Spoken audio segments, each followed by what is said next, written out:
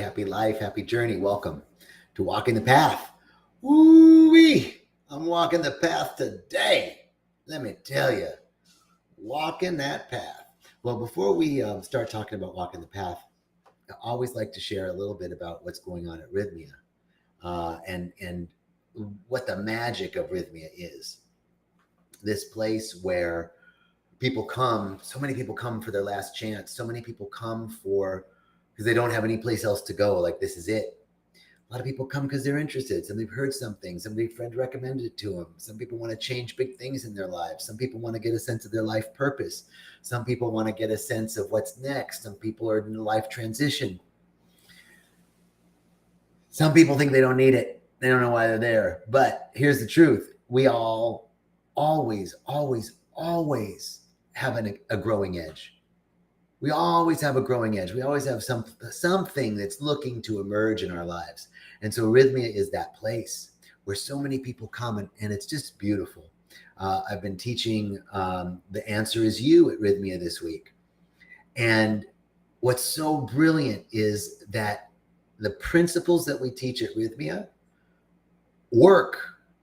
And I've worked with literally thousands of people over the last 5.5 years, using these very basic, tried and true principles that are consistent with a lot of psychology and spiritual psychology, but it's also given from the medicine.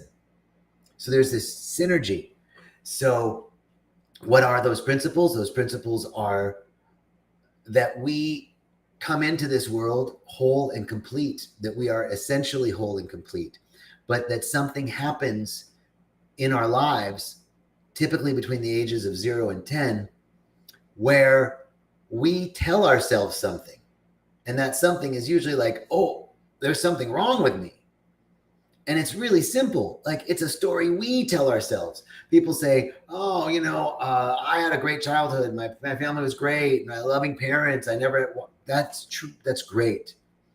But that's the mistake, is to think that trauma is being abandoned, or trauma is being molested, or trauma is being beaten, or trauma is the alcoholic father or mother. Those are all traumas. But trauma isn't what happened. Trauma is the story that we tell ourselves about what happened. And so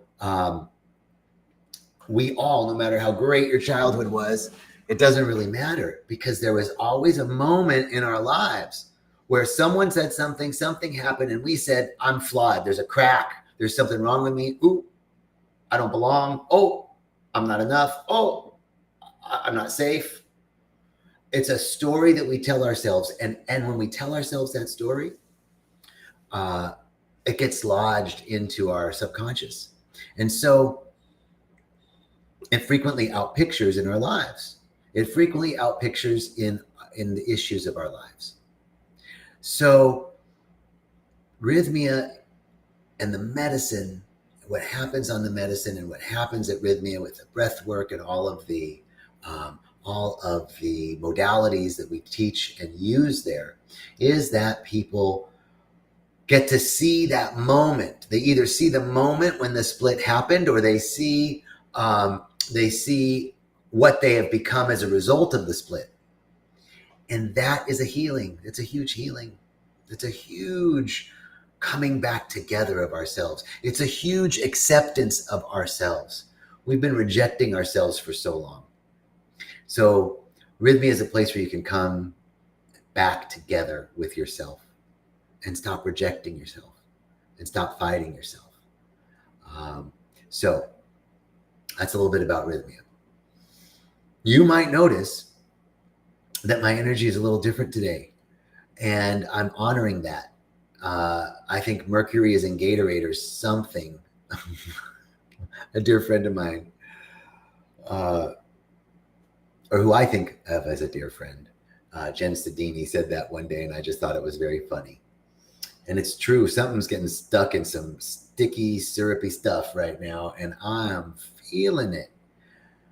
And I really didn't, know what to do about this. Well, what do I do? I know what to do. I know what I do when I feel this way is I go to breath work. I go to some long, deep breaths. I go to meditation. I go to some good readings. So I wanted to share with you one of my favorite books by one of the most profound teachers I've ever read, Ernest Holmes. It's this thing called You. It's a great book. You can see I've had it for a while, and it's all dog-eared and marked up, and I got bookmarks in here. So I just like to turn to any page. I turn to this page. Let's see what Ernest Holmes has to say, because it's just brilliant. Life is a mirror reflecting your images of thought. If you see confusion in the mirror, don't blame the law of reflection. Don't even bother to blame yourself, but be willing to acknowledge that this confusion must be a reflection of your own consciousness. But, you may say, it is really a reflection of the confusion around me. Maybe so. But unless this confusion around you has found entrance into your consciousness, it could not be reflected in your mirror. No doubt, many of the reflections caused by the images of thought entertained through previous years of disappointment, uncertainty, and doubt. But this must not discourage you. Learn to sit at home with the cause, to reaffirm your position in life, to remold your consciousness, and you will see that the reflections will change. Just as a gardener pulls up old plants that no longer are desirable, so you will uproot the images of thought which you no longer wish to experience. You will plant new thoughts in your garden of your mind, and you will reap a new harvest. Okay, I'm telling you, Ernest Holmes is right on time, always.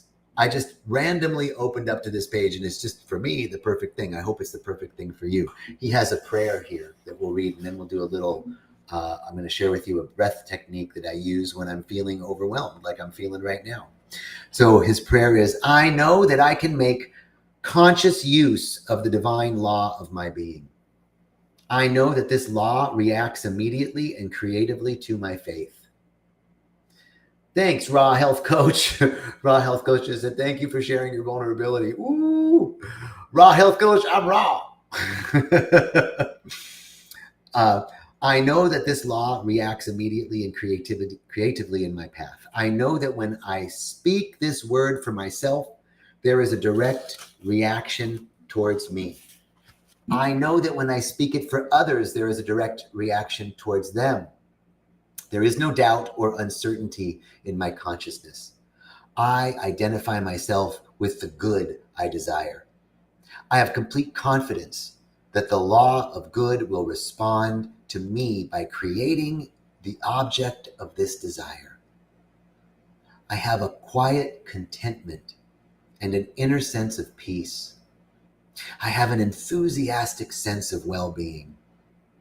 I know that all the power there is for me. I know that all the power there is for me. Can you guys, does anybody out there need to hear that today? I put on the whole armor of faith. Ooh, I'm putting on my armor of faith. I am free spirit. I am perfect life. I am in conscious union with the God who is right where I am. Thank you, Ernest Holmes. This man has been gone for many years from this earth plane. I'm putting another bookmark right there. That's how it happens. That was a good reading. But I still feel he's very active. He's been gone for many years from the planet, but I still feel he's very active. And what's amazing is, to me, that was exactly what I needed to hear. I'm putting on my whole armor of faith. So I want to share with you a breath technique that I use. I didn't come up with this. It's an ancient technique, but it's a wonderful technique that I use when I'm feeling overwhelmed by energy. I'm feeling like the energy's rising, and you just want to shake it up a little bit. Shaking is a good thing to do. But this breath technique really calms the mind. It's called left nostril breathing. And you simply block off your right nostril and breathe through the left. The left nostril, according to a lot of yogic traditions, is a very cooling breath, and it's the feminine side, it's the moon side, and so it's a calming. What is the feminine energetically is nurturing. So it's calming and nurturing, which is kind of what I'm feeling like I need right now. Anybody need some calming and some nurturing out there? All right. So here's what you do. Sit up straight. If you can put both feet on the floor or sit cross-legged, that's cool. We're going to do this for 3 minutes. So find a comfortable spot. Close your right nostril. Sit up straight, feet on the floor. Maybe take your left hand, thumb and forefinger together, palm up. And begin by just taking a deep breath in through your left nostril. Filling up the belly and then the chest. Suspend the breath for a beat and exhale through the left nostril. All the way to the bottom of the exhale. And inhale.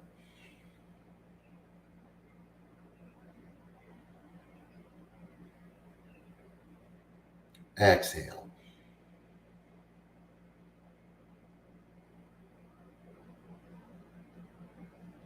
Long, slow, deep breaths. Inhale.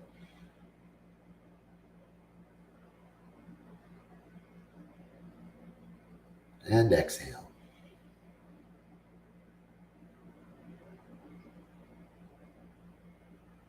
Inhale.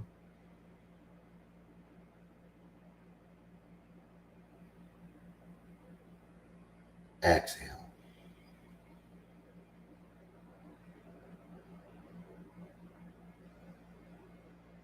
Inhale.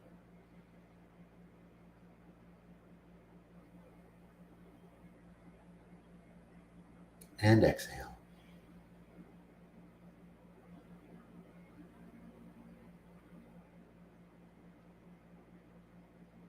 Inhale.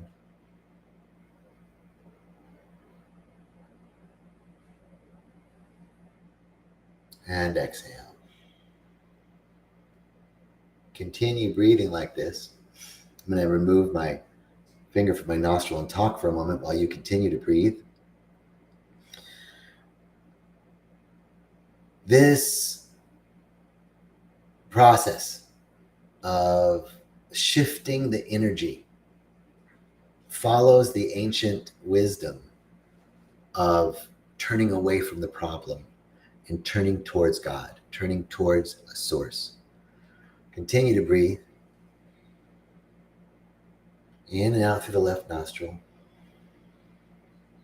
nurturing yourself, nurturing your inner masculine. It's the feminine mothering the masculine.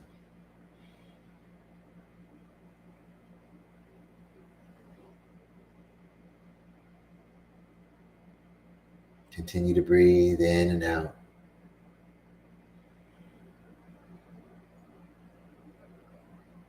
Feel your whole system calming down.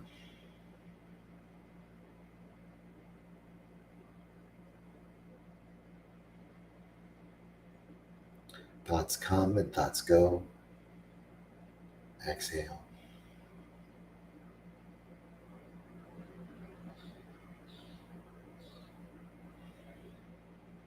Just a few more breaths.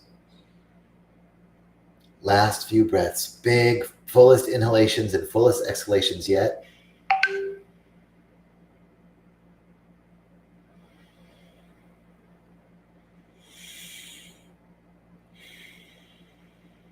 And we'll take our last inhalation all the way in. Biggest breath yet. And release the hand. Suspend the breath at the top. Hold.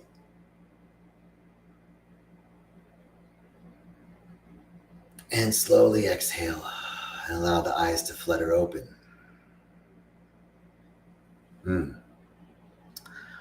Boy, that feels better.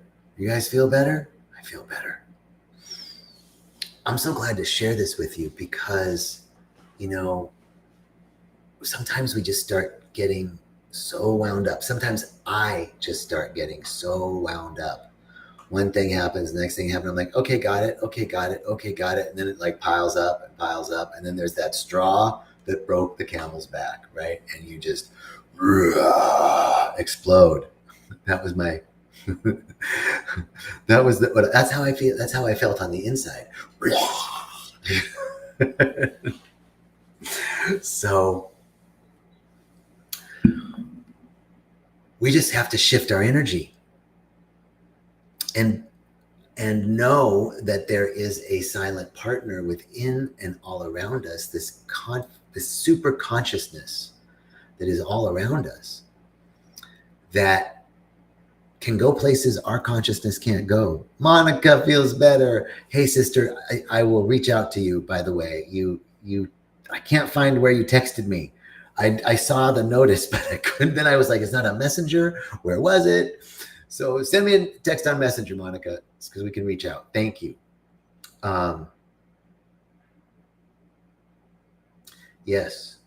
So this energy that just builds and builds, and finally it gets to be too much, and we go to a compulsive behavior. I'm really proud of myself today that I didn't go to eating unconsciously or doing, some compulsive behavior that was unconscious and trying to make me not feel. I've been really proud of myself today. I've felt it, all of it, and then coming here today to do the Facebook Live, I'm so grateful because it sort of forces you to be real, right? Like, I didn't want to get in here and be like, happy day, happy life, happy journey, everything's great. Oh.